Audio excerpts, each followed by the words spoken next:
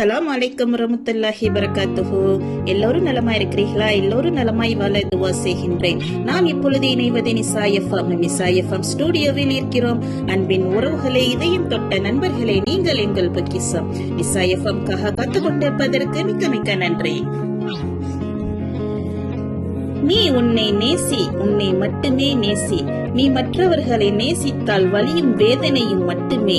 உன் குடும்பத்தாரை நேசித்து ஒரு காலகட்டத்தில் நீ தனிமைப்படுத்தி விடுவார்கள். உன்னை நேசி, உன்னை மேன்மைப்படுத்து. உனக்கு தேவையானதை செய்.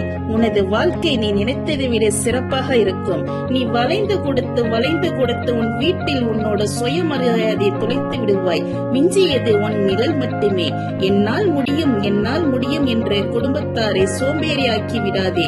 உன் வேலைகளை நீ பார், அவர் வேலைகளை அவர் பார்க்க கற்றுக்கொடு. பாசம் என்னும் போர்வைக்குள்ளே உன் அடமானம் வைத்து விடாதே.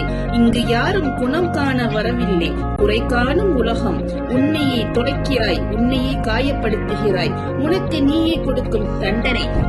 நீ இன்னும் உன்னை குடும்பத்துக்கு அடிமையாக்கினால் நாளை உன் குடும்பம் உன்னை நல்லா பார்க்கும் என்பது பொய்.